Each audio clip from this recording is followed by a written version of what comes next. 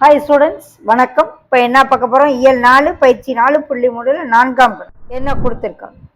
இரு சமபக்க முக்கோணத்தின் ஒரு கோணம் 424. ரெண்டு பக்கம் சமமா இருக்கு. ஒரு கோணம் 124 விரிகோணம் வரையும். இந்த ரெண்டு பக்கமும் சமமாகும்.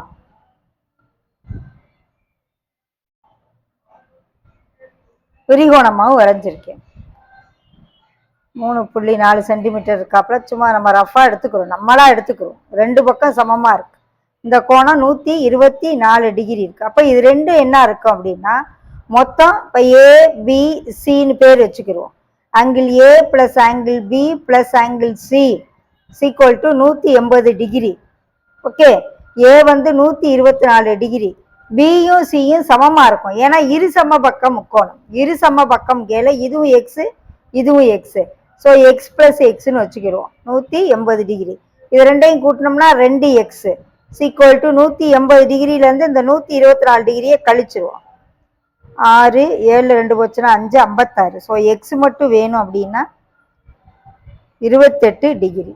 ஓகே, அப்போ மற்ற இரு கோணங்களை கண்டுபிடினா 28 டிகிரி.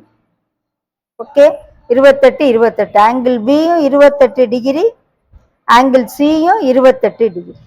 ஓகே, இது ரெண்டு 56 ஆகும். இது ஒரு 124 சேர்ந்து 180.